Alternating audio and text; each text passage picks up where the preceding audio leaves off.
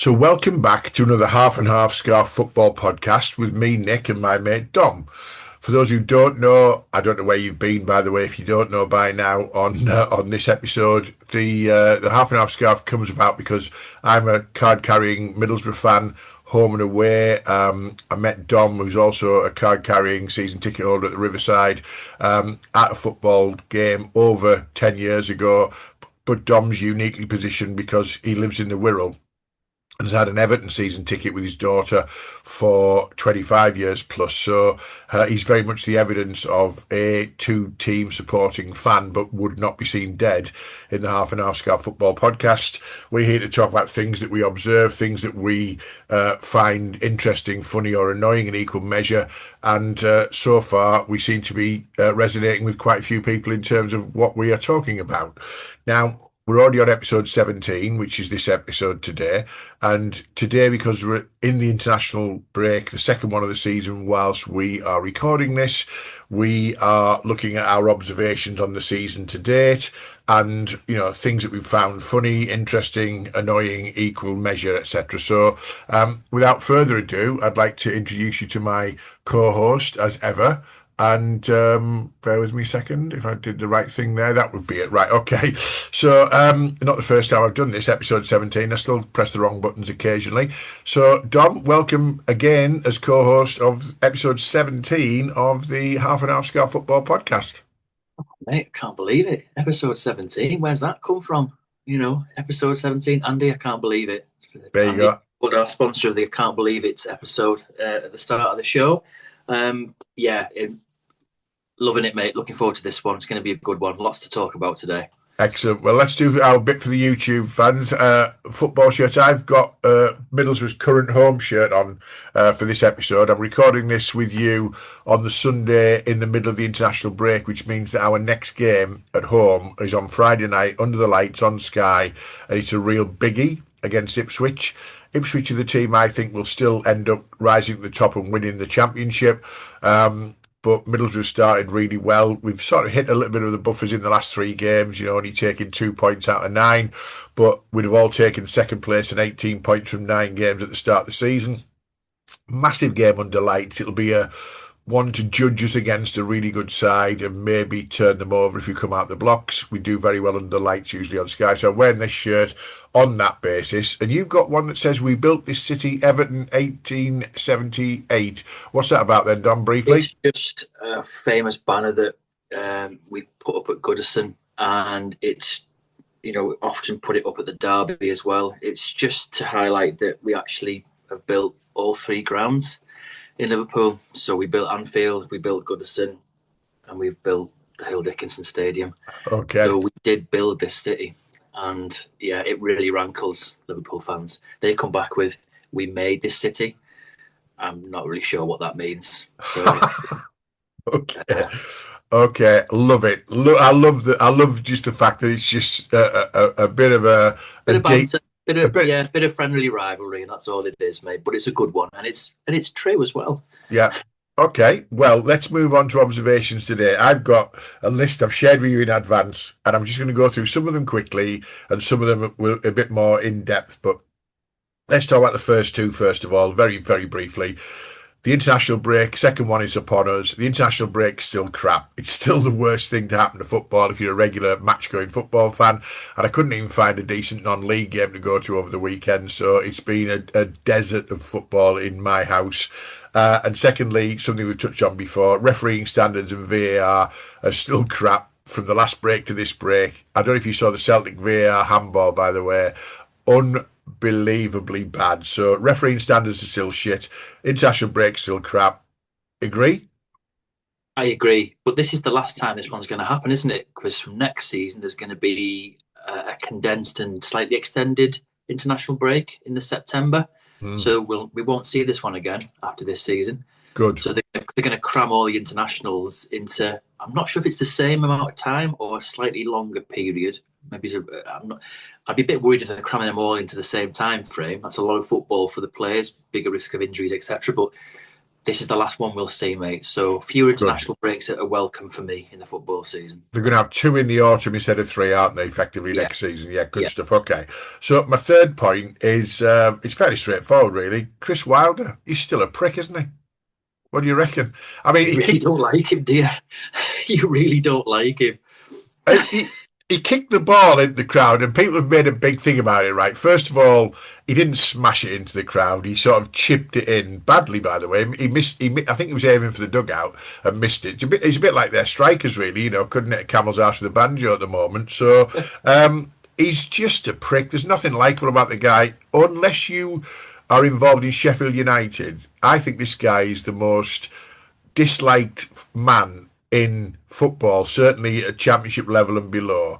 He's just a prick. What do you reckon? Am I right? Have I got a big thing about him out of kilter? There's nothing likable about the guy. He'd cause a fight in an empty room and then blame somebody else.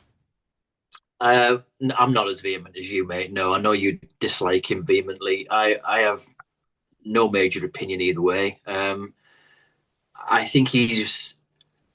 I think the one. I think the one I would say in slight agreement is, and I think a lot of managers and a lot of people in football have egos. I think you can sometimes see Chris Wilder as a bit more than other people's. He does have a little bit of a swagger on, and he does kind of come across a bit like the big I am when things are going okay, which I've never really liked that much. And he does seem to rankle people up the wrong way. I mean, I know like him and Neil Warnock don't get on at all, do they? Neil Warnock despises him, and there must be a reason why. And you know what? He might dislike Neil Warnock. I don't know, but no, I'm not as I'm not as vehemently in hate of him as you are. But I think he's been very fortunate in terms of things weren't going very well for him, and then he managed to get back in at Sheffield United and wasn't very good when he came in the Prem.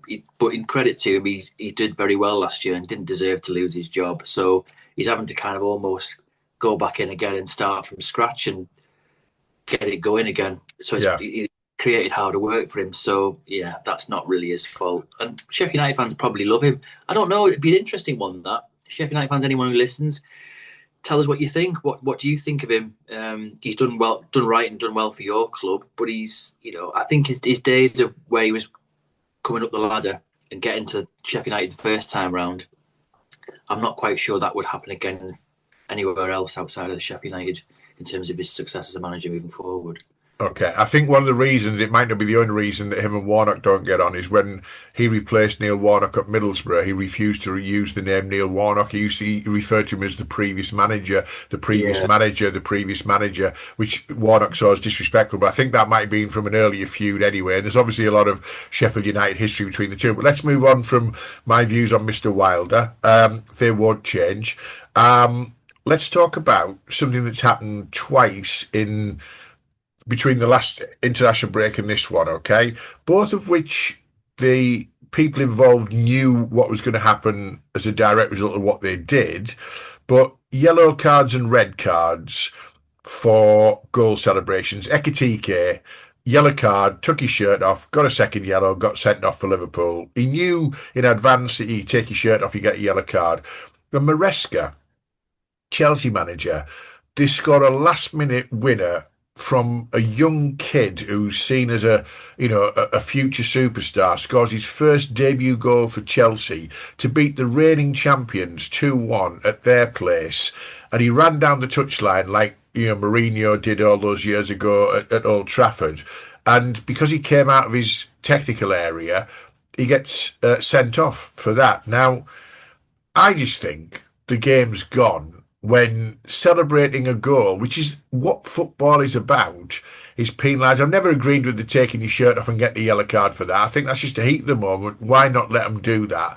And Maresca must have just thought, hang on a minute, we just had not a season-defining moment, but that'll live in the memory of every single fan, Chelsea fan, who was in that stadium for a long time, last-minute winner by a young superstar to be. Why couldn't he run down the pitch and run down and hug his players and celebrate in front of the fans in the 94th minute or whatever it was? I just think yellow cards for that kind of stuff and red cards are absolutely bonkers. Oh, absolutely crazy, mate. I totally agree with you. Um, you know, we all remember the scene. Well, those of a certain age remember the scenes back, nearly 30 years ago now. Ryan Giggs, that wonderful mazy run against Arsenal in the FA Cup or League Cup, whichever one it was, I forget. Scored that wonderful goal, had his top off, twirling it above his head. I don't think that rule was in then. He didn't get booked for that. I agree with you. Football is what we always say. It's about moments. It's about spur of the moment, natural emotion. And if you're always curbed from that because you're always thinking, "Well, I can't do that because I'm going to get booked." I mean, there's nothing wrong. Yes, you're in your technical area for the game. As long as you're in your technical area while the game's going on, when they scored a goal, what's wrong with just sharing that emotion with your team, running down the touchline? Fans love it.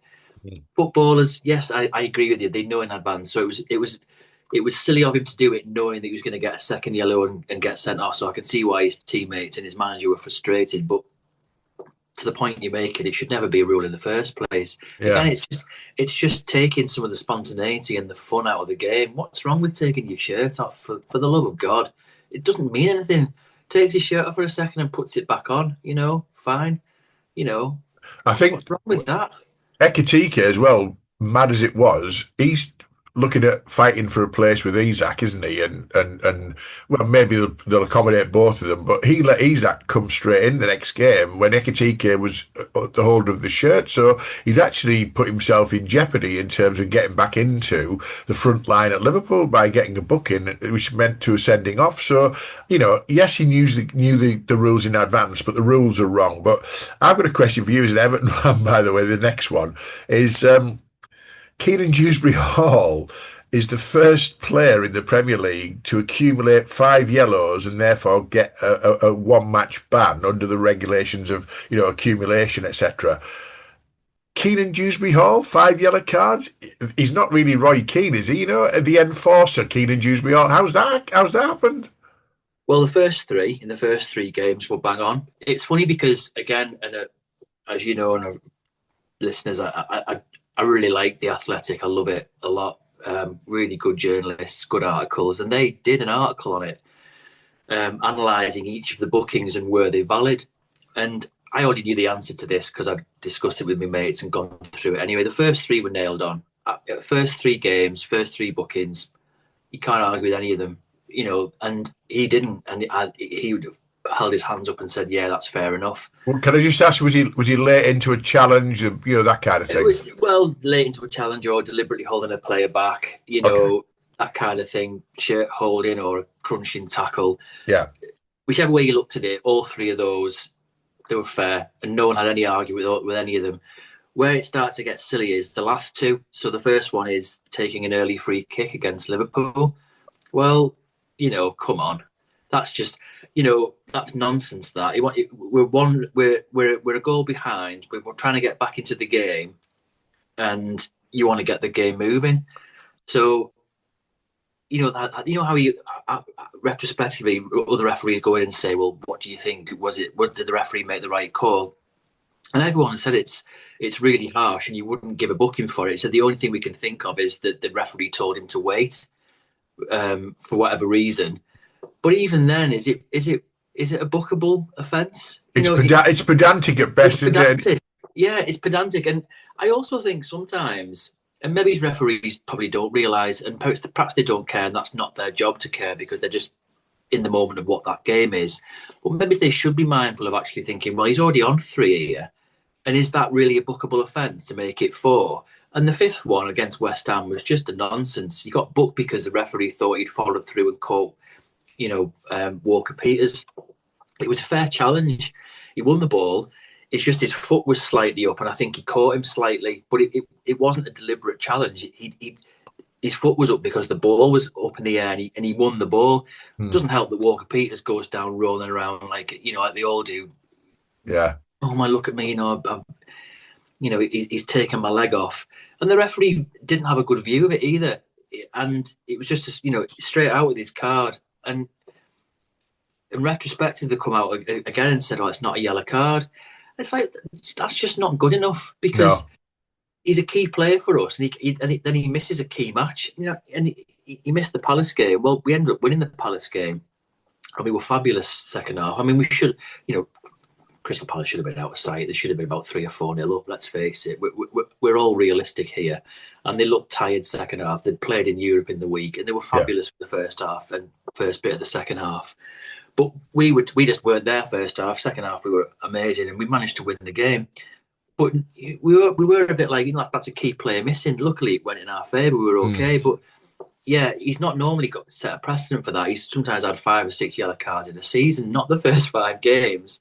But well, again, it's refereeing gone mad. It's over refereeing. It's like, referees, do you really need to give a card for taking an early free kick? He's just looking to get the game going. Does that mean he should be punished for that? Just have a wait. If you wanted him to wait, just say, look, I told you to wait. Just take it back. You don't need to book him for it, do you?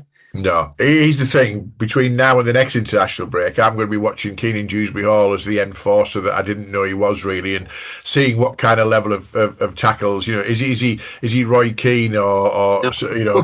Patrick Vieira? I didn't have him down as that kind of guy. He does get stuck in, mate. And when we signed him, and they always say in your interviews, "Oh, what are your qualities? What are you known for?" And then I was also listening to. I listened to the Blue Room, which is an Everton podcast. It's a really good one, and they had a fabulous guest on who knew Keenan as a young kid, and then coming through the ranks of Leicester. And he said, what people don't realise is he's kind of old school. He gets stuck in, and he does. But he's not a Roy Keane or anything like that. But he does like to get stuck in. He's not shy of a challenge, and I like that.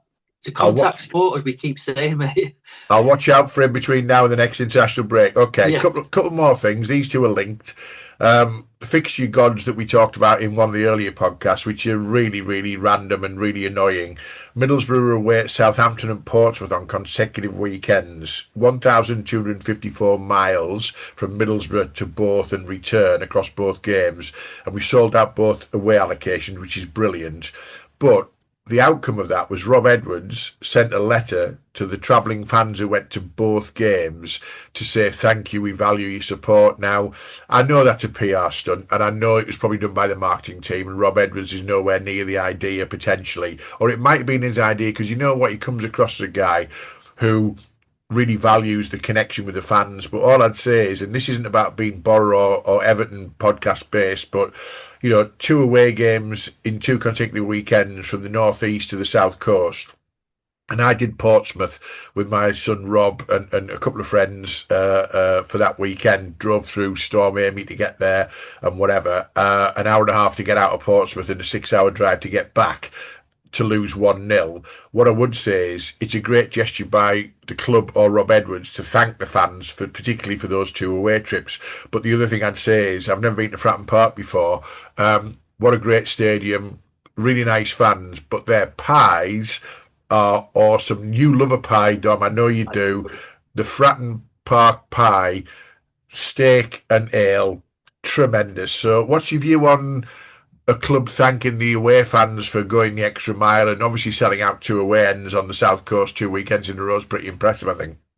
Yeah, absolutely. It's a nice touch. I think it's just, I agree with you, whether it was Rob himself, and it might have been because he does seem like that kind of guy, or whether it's just from the club. Whichever way you look at it, it's still showing appreciation for that level of support. That is a track and a half, as you said yourself. I was in contact with you that weekend, and the mates that went with you, because we all know them well, and it was a slog to get down there and get back. It takes a lot of commitment to do so. It's not just turning up for the game; it's everything around it. So, and we didn't play that well either. It's one of those, as me and you always say, you don't go to an away game because you want everything to be all singing and dancing and to win. That's the goal. Obviously, you want to walk away feeling fabulous and your team's won. But you go into it knowing that it could be the opposite, and you just invest in the weekend and enjoy it. And that's a lot of commitment from the fans, especially those who went the previous week to Southampton. Yeah. But it also links into what we were saying about fixtures and stuff like that. And is that right to send a club down there, twice in 7 days? It's a long haul, that, with a game in the midweek as well. So yeah, it was a tough few days for the Boro, that. Okay, couple of things. Portsmouth, welcoming as a place, nice place. We stayed at the hotel, was great. Don't park within 2 miles of Fratton Park and expect to get out. It was just an absolute car crash of an exit from the Fratton Park area. And we're usually pretty good at choosing where we park and getting out quickly. No chance. So if you go to Fratton Park as an away fan, choose where you park, and you're better off walking a long way towards the game and walking back because the traffic was horrendous anyway. Couple of other things. One is, and I don't, this isn't a podcast about big clubs, it rarely is, but, despite their early criticism, Arsenal seem to be purring right now. But one thing I'd like to observe on Arsenal, and Declan Rice in particular, is he scored against West Ham and didn't celebrate. Oh, can you just not be that prick, okay? You don't play for them anymore. You don't get paid by them anymore. You didn't even come through their ranks. You came through the ranks at Chelsea. You were a West Ham legend, inverted commas, big deal. You scored against them. For Christ's sake, stop being I don't want to celebrate and upset the fans. You scored a goal for your current club that's, the people who pay your wages, they try to win the Premier League. I hate it when I see players who used to play for a club not celebrating when they score against them. It's just pathetic.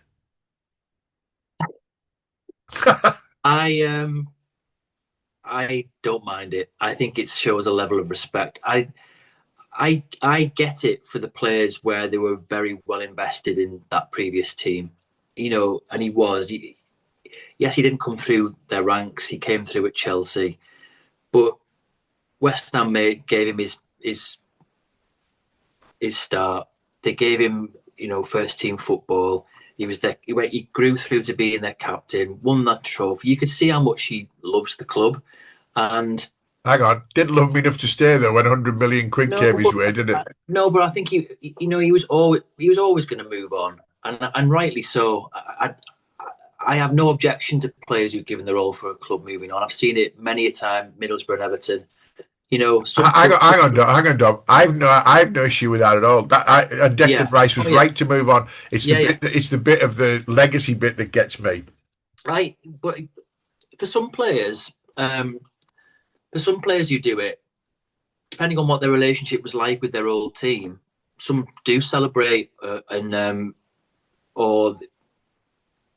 I'm fine with that, and a lot of fans are fine with that. I think sometimes when you've had a player that you've really taken to your hearts and loved, I quite like that little bit of respect, because it can be quite jarring when you suddenly see them. I agree with your point as well. I don't mind either way. I wouldn't be offended seeing a player that used to play for us celebrate scoring a great goal for their new team. I wouldn't be offended by it. Yeah, I don't mind it. I know some people are. I'm not one of those. It's like I agree with you. It's like, well, he doesn't play for us anymore. He's playing for his new team. He scored a goal. Scoring a goal is a fabulous feeling. I get it. But like with Richarlison, when he comes back to Everton, he was loved at Everton. He was there for 4 seasons. Came back last year, season before, and scored 2 brilliant goals for them. And we ended up drawing the game. But he was fabulous when he whenever he comes back to us, he's so respectful and he doesn't celebrate. And I think if he did, he'd still get the same reception because he was just so loved and how he comments and talks about the club. So I think he'd get away with it if he did, but he doesn't, and he does it in such a nice way. So I have no issue with him when there's a good relationship with the previous club, mate. No, I don't mind that. Okay, that's fine. We can disagree on that. However, what I would say to you is, I think if Declan Rice or Richarlison kiss the badge of their new club, that's taking it too far. But there's nothing wrong with celebrating with an arm in the air and a punch in the air and whatever. I don't mind. I just think sometimes it's pathetic. Declan Rice has moved on to Arsenal, bigger and better things. Yes, he's a inverted commas legend at West Ham, but you know what? Celebrate scoring because you scored a great goal. The natural instinct to celebrate. Just celebrate. Just don't kiss the badge.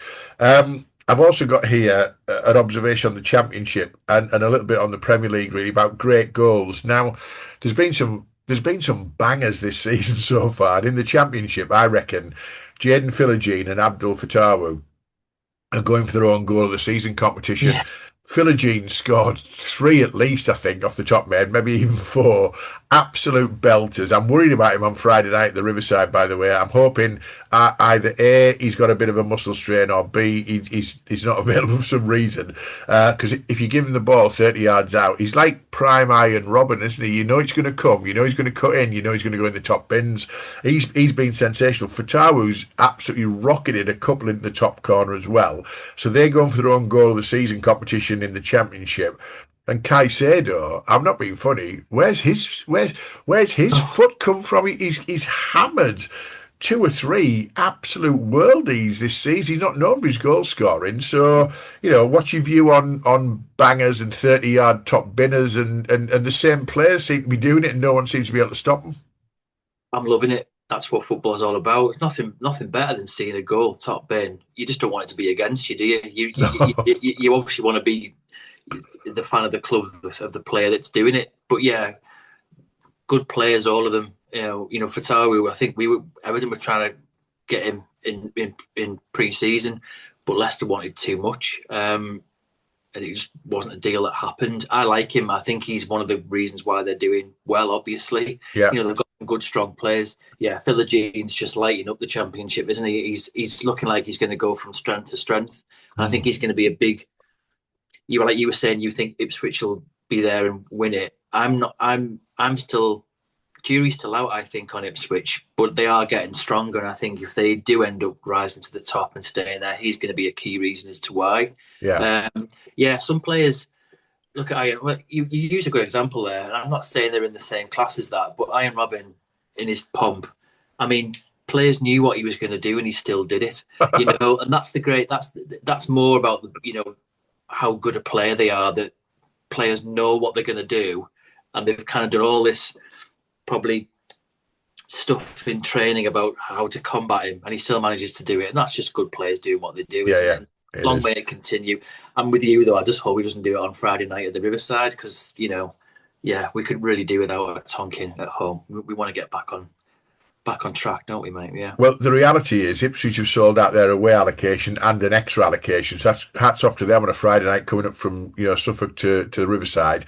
They'll be up for it, and Philogene will be up for it. So what I would say on the Ipswich front is they've got a game in hand. If they win the game in hand, they're only 2 points behind kind of the top two. But the reason they got the game in hand is because of that absolute scam of a game at Blackburn. And Blackburn need better drainage, because it's not the first time this has happened, but you can't do much about the water table and where the water is and the river rising and all that kind of thing, I guess. And it was biblical rain at the time.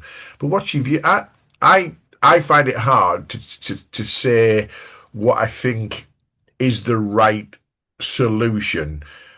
Whichever solution you choose, Blackburn and or Ipswich would have been pissed off. But the problem I've got is the solution that they've chosen doesn't feel right at all.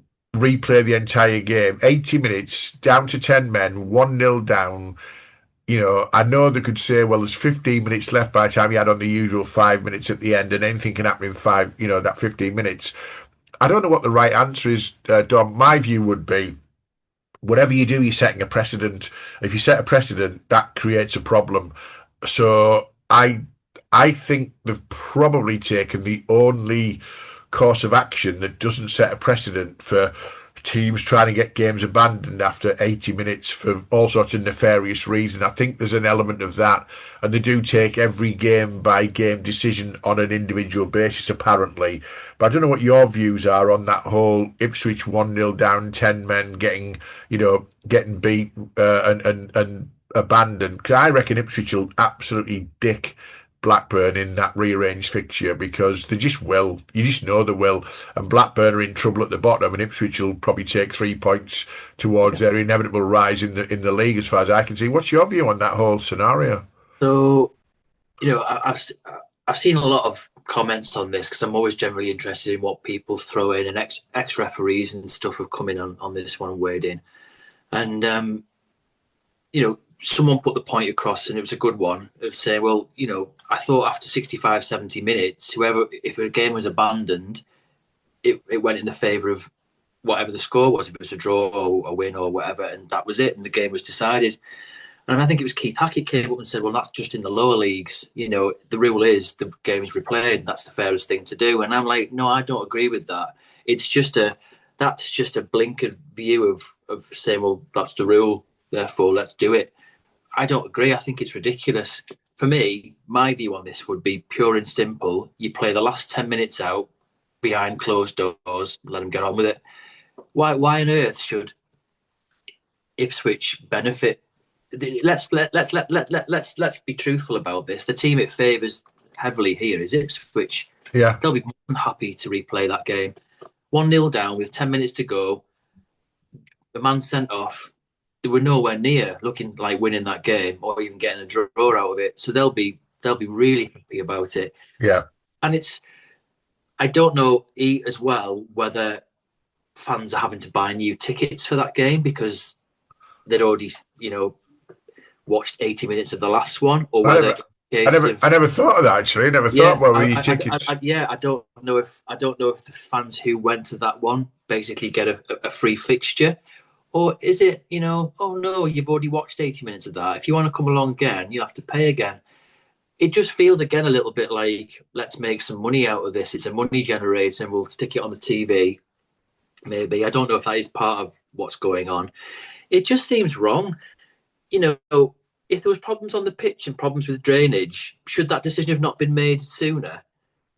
And if you get into 80 minutes, was it that bad that you couldn't continue the game? But if it was right to abandon it, just do the right thing. It's like sometimes it's just again, mate, just that element of common sense of saying, do you know what? We'll just come back when it's okay to do so. 10 minutes to play behind closed doors, no fans. Kick the game off as it finished on 80 minutes. Play the last 10 minutes out. There you go. That's for me the fairest thing to do, and the most common sense thing to do as well. No, I agree. It's a common sense thing to do. I think there's logistics issues with that and whatever, I guess. But here's the other thing, though. They need to play this game before January, because what if Ipswich go and strengthen? What if Blackburn go and strengthen? It could be two completely different teams playing. Yeah.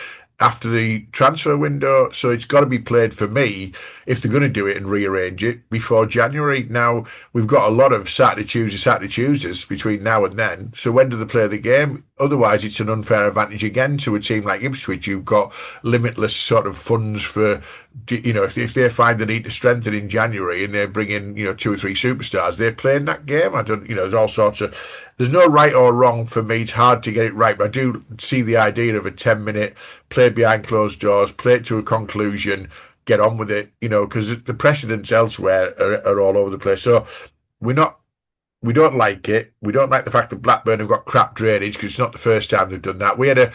Boro had a game, Boxing Day game, a few years ago was called off, and it was called, so we didn't have a Boxing Day fixture because Blackburn was rained off, and it was rained off on Christmas Eve, virtually saying, if we get any more rain, we'll let you know over Christmas Day and Boxing Day. Travelling fans had sold out the away end as usual, 6,000 Boro fans going, and the game was called off because of rain.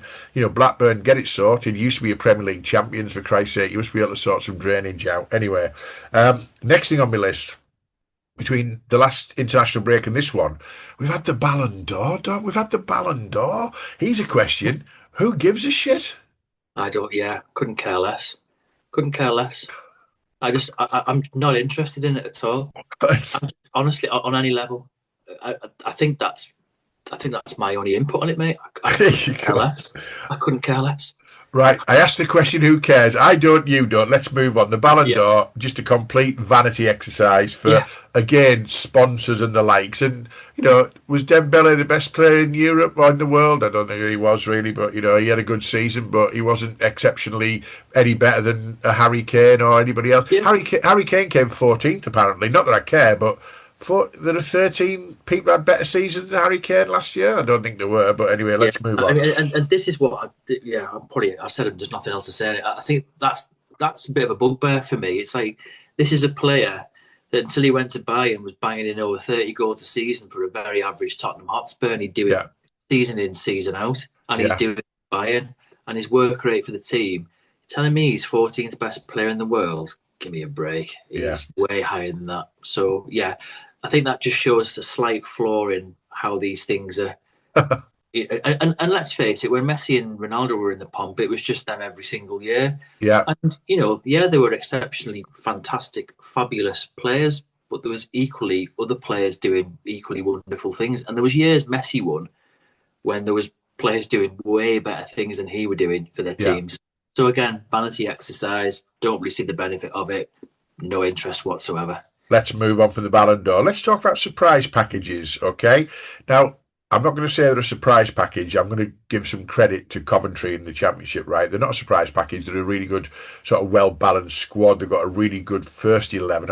I don't know what the squad depth is yet, but, a lot of people are saying their first 11 is excellent. The squad depth might be slightly worrying further down the line, but hats off to Coventry. You are flying. Now, Boro and Coventry have got a bit of history in terms of we never seem to beat them. There's the recent sort of playoff kind of scenario where, they came to the Riverside and beat us 1-0 in the return leg after a 0-0 draw at their place.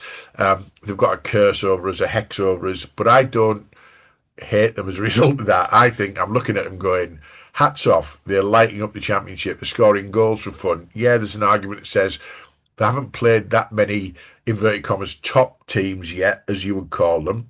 But you've got to beat what's in front of you. And they've scored goals for fun. Fives, threes, fours. So hats off to Coventry. So not a surprise package, but hats off to Coventry. And I want to just give a shout out. This isn't about big teams at all because we don't want to support bigger teams on this podcast because there's enough podcasts that do that and kiss the arse of the sort of so-called big six. But I'm going to give a shout out to Palace. I'm going to talk about Palace in a bit more detail in a minute.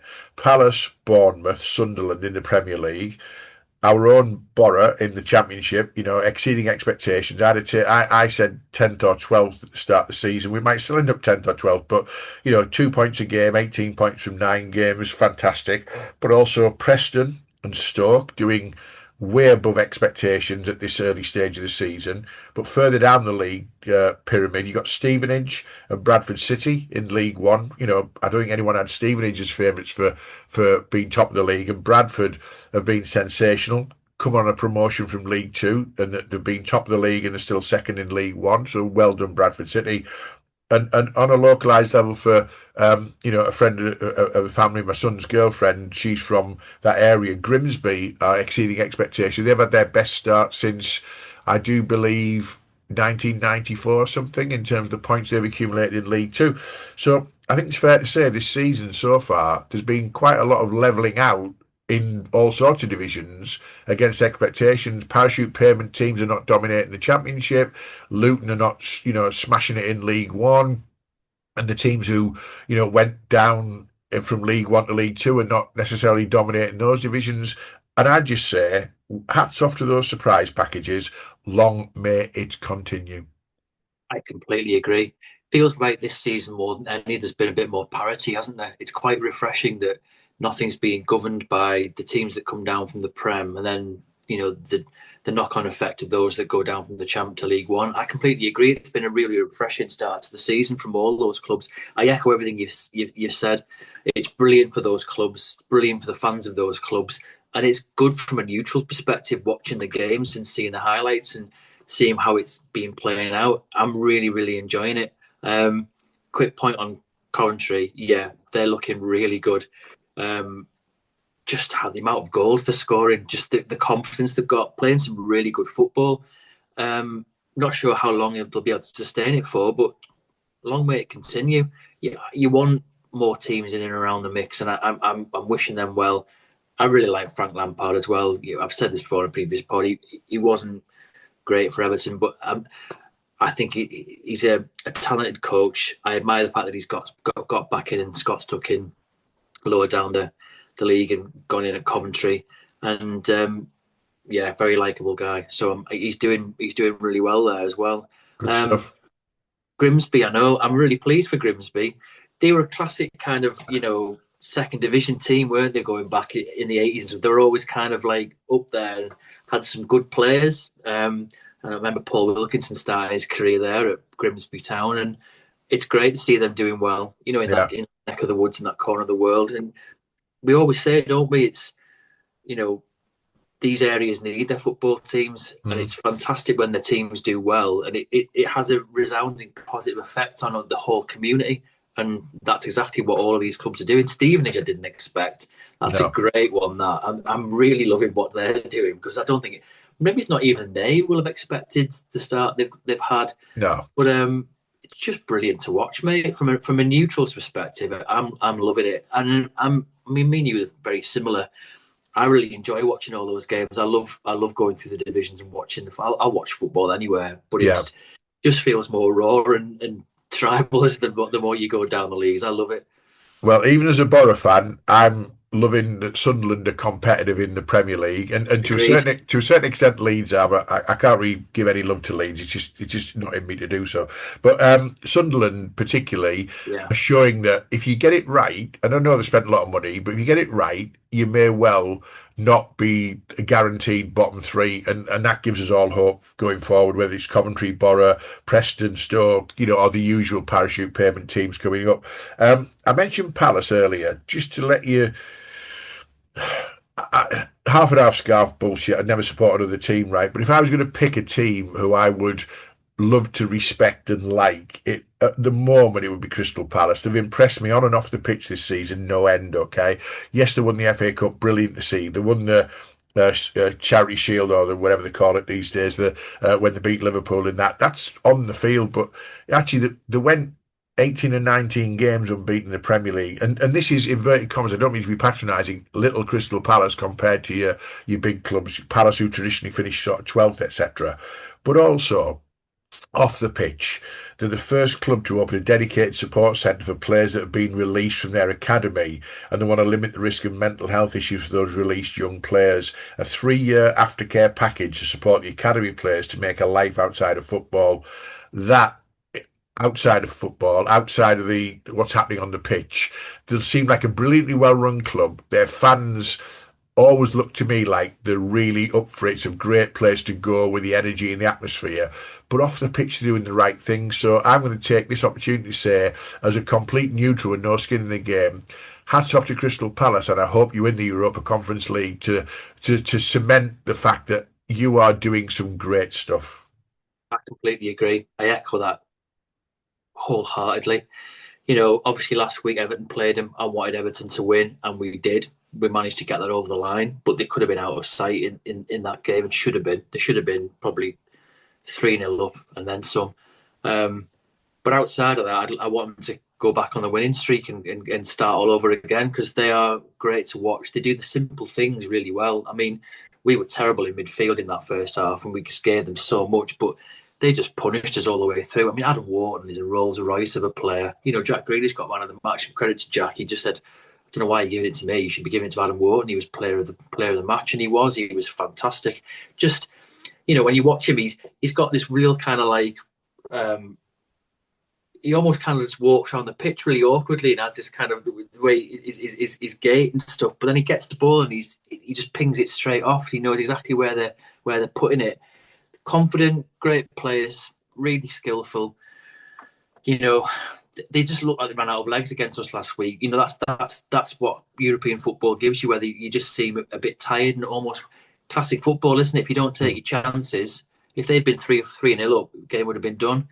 But it's just when they get tired, we get momentum, we're at home. But yeah, and that initiative for the academy, more clubs are starting to do and become more attuned to it. But just the way they've done that as well, it's fabulous. And another classic thing about Palace, when they did their team photo, they brought in their I think it was they shared it with and brought in their Down syndrome team, and they did their first team picture with all of them, and they got all of those teams all involved, and it just showed like the day they had and the photos that they were taking, and it just seemed like a brilliant event of just embracing every single part of their club and highlight just how important they all are, and they are. It was just brilliant. Fans are classy as well. They're brilliant at their place, make an absolute racket. They come away and they make a noise, and they're really good, really good. Well, I've got a little sneaking love for Palace this season. I'm wishing them all the best because of everything that I've seen. Okay, couple of other things on surprise packages. Anton Semenyo, how good's he been, by the way? Yeah, I read some really good stuff on him. And looking at his career and where he's come from and how he's worked his way to where he is. And again, his trajectory is just, yeah, he can go all the way. The season he's having, and if he continues the way he's going, he'll get snapped up, won't he, at the end of next season? He's just been Mm. brilliant. And, Mm. the abuse he got in that game as well, and he just managed to carry on and go. And he gets the racial abuse off the fans at that fan at Anfield, and he just carried on. Just astonishing player, and his skill levels. And Bournemouth never ceased to surprise me, mate, because they lost so many good players in the summer that all the lazy big clubs decided, oh, we'll go and pinch all your players because we can't do our own recruitment. Yeah. And they've just carried on, just astonishingly good. They were many people's favourites to struggle in the bottom Yeah, three this season, Bournemouth, and they're actually in the top four, I think, as we speak. And again, long may that continue. So well done, Bournemouth, in the surprise package, and Semenyo as well. Last thing on a bit like the Palace thing initiative. I saw an initiative the other day with Sunderland, and they've dedicated a box at the Stadium of Light for the Bradley Lowry Foundation, and it's to be used by sick and underprivileged children free of charge for ad infinitum. So anytime there's local kids who can't get into the game, underprivileged or the sick or the ill or whatever it might be, there's a box available at Stadium Light to support that local initiative with local charities and that kind of thing. And you just got to say a lot of clubs, every club does stuff in the community. Middlesbrough got a foundation, we've got MFC Foundation, etc. But they're not always publicised. And the Bradley Lowry initiative, I just think, it's a great thing for a club like Sunderland to do and continue that relationship with the family that they've had and promoting, fundraising, etc. But, again, hats off to Sunderland for that particular initiative, giving a box up and calling it the Bradley Lowry box and all that kind of stuff. I just think, class act. Well done, Sunderland. absolutely. Yeah, I agree with that wholeheartedly. And the key point you made there is all clubs are now doing brilliant community work. I mean, MFC Foundation's a really good one. Everton in the community, and I'm not just saying this because I'm biased because I'm a fan, but their Everton in the community is one of the elite ones. It's been around now for best part of 40 years. It's astonishingly good, the work that they do. And, I know first hand of that. I did the sleep out again this weekend as we're recording this show, and the funds raised from that basically fund a house in the L4 area of Liverpool, and it helps to get young homeless people off the streets and rehabilitate them, get them in education and jobs. And in the time it's been going for the last 10 years, and I've done 4 of these now, it's managed to rehabilitate and get 100 young people off the streets and into work and education and improve their lives. It's things like that they don't really talk about, but Yeah. just brilliant initiatives, fantastic stuff. It's still time to give your Just Giving page. I'll put that in the show notes as well, so people can still add to your Just Giving Yeah, collection if they'd like to. If they'd like, I sleep know it's out. not everyone's bag, and I know people have lots of things that they give to, and I get that. If people want to, fabulous. But yeah, raise 300 quid, and to everyone who donated, yourself included, mate, and everyone, it's much appreciated. Whoever's donated, and I know and I've thanked everyone personally. So it's been really good. Couple of things to finish on. I'm going to give you, I won't give you a quiz, but a couple of things to finish on. The first one is, I just saw an article recently about a referee called Percy. He didn't even give his surname. Percy's 87, still refereeing lads football every weekend, and he's been doing it since 1973. So I just want to say hats off to the over 250,000 plus volunteers that make grassroots football happen every weekend and every midweek and every training session, etc. Whether it's referees, coaches, whatever. 250,000 plus volunteers give their time to allow junior grassroots football to thrive in this country. And I just want to say, from my viewpoint, that's an amazing stat. Hats off to Percy. I wish I knew his surname, but 87-year-old. He looked well, by the way. Still refereeing football on a weekend, and I'm sure it keeps him young, keeps him healthy, keeps him fit, keeps his mind active. And hopefully he's better than some of the dickheads that we get in the Championship. I wouldn't mind Percy refereeing a game for at the Riverside. Anyway, moving on. What's your thoughts on 250,000 plus volunteers for grassroots football? It's a necessity. Without them, it wouldn't happen, mate. It wouldn't work. From the people who wash the kits to the people who, serve the team, make the sandwiches, and the people who the all the people who run these teams for the love of it on their weekends. My brother runs a team, his entire weekend is pretty much gone, Mm. and it's just for the love of doing it and wanting to see these kids thrive.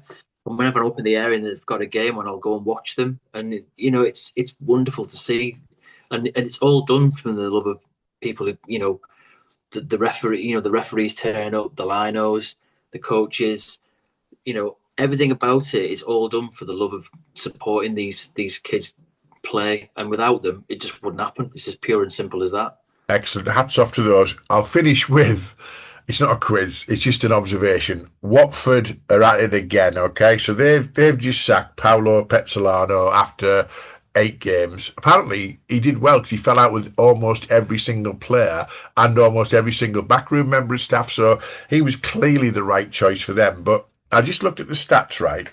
And I put it down here. They've had 21 permanent or caretaker managers since September 2014. 21 permanent or caretaker managers in just over 10 years. Now, I'm not going to ask you to name some, but there's some on this list I'm thinking, God, I forgot they were there. And some on this list I'm going, who the hell are you? Okay. So some of them, going back to Slavica Jukanovic, Walter Mazzarati, I forgot he was there, or Mazzari, what they call him, Marco Silva, Javi Grazia, oh, he's back, Nigel Pearson, Vladimir Ivic, no idea, Cisco Munoz, Claudio Ranieri, completely forgot he was there, Roy Hodgson, Rob Edwards, I knew, obviously with the Boro connection, he was there about a fortnight, wasn't he? Slaven Bilic, Chris Wilder, again, he was there for about 3 weeks, Ishmael, Tom Cleverley, Paolo Pezzolano, Javi Grazia, Hayden Mullins, and being a caretaker twice, Nigel Pearson, Kike Sanchez Flores, and Billy McKinley going back all those years. Now, I'd forgotten some of those existed, and I've no idea who Vladimir Ivic is, and I've no idea who, well, I do know the others. I know the others by name, but I couldn't pick most of them out in the lineup. But I'd completely forgotten about Ranieri. I'd completely forgotten about Marco Silva and Walter Mazzari, who, again, just was bang average in Italy, comes and does a bang average job at Watford.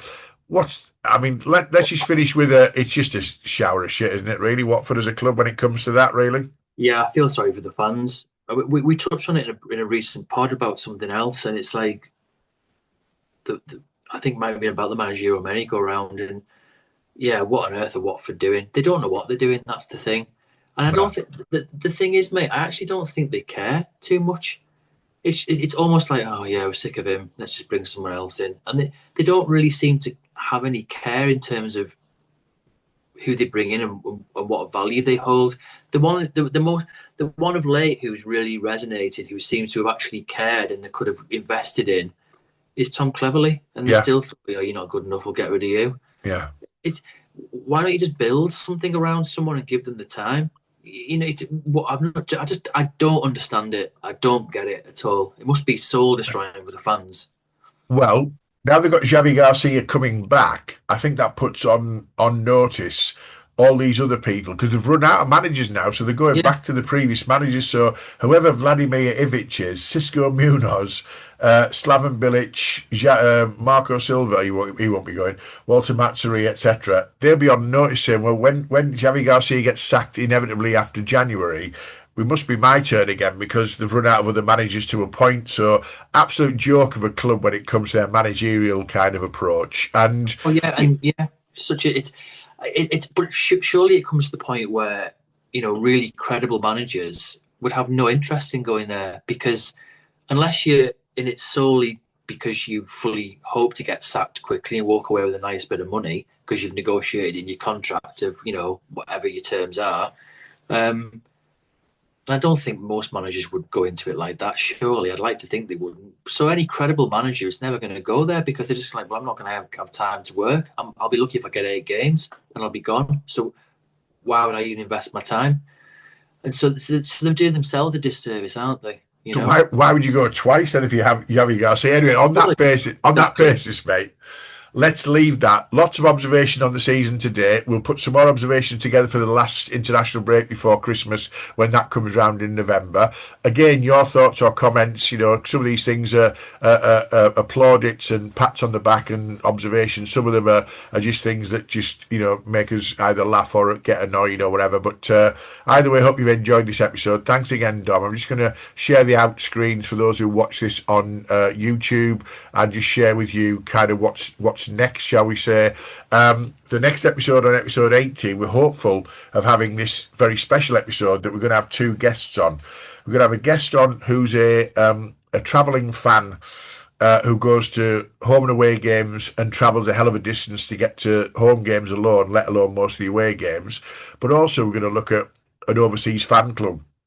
What's it like to support your team from afar? What does that look like, and how do you organise and marshal fellow fans and you know, supporters in a different location abroad? So just a very different approach, but we're going to look at it from the fans' perspective. What's it like to be a travelling fan? What's it like to be part of an overseas fan club? So that's episode 18 coming shortly. Please don't forget to subscribe, like, and share on all your favourite platforms. It's on all the usual podcast platforms, the iTunes, Apple Music, Spotify, etc., podcast, Podbean, and that kind of thing. It's also on YouTube. It's on YouTube channel. There's a LinkedIn group as well called the Half and Half Scarf on Football Podcast on LinkedIn. So please share your views, share your ideas, share subjects you'd like us to talk about. And on that basis, Dom, thanks again, mate, for being a great co-host. Yeah, thanks, mate. Really enjoyed this one. And yeah, echo everything you just said. And really looking forward to the next one. It should be an interesting one. It'd be nice to have some guests on and discuss things from their perspective as well. But I would just like to reiterate, anyone who's got any thoughts on subjects to discuss, please get them on the chat, on the group, and we'll take them forward and discuss them on your behalf. So yeah, thanks, mate. Looking forward to the next one. Cheers. Excellent. I've just got fingers crossed for Friday night at the Riverside, Ipswich. Please don't start playing brilliantly well until after Friday. Yeah, I echo that. We need to get back on a winning streak, don't we, and start getting some goals. So we do. Okay. Cheers, mate. See you later. See you later, mate. Bye.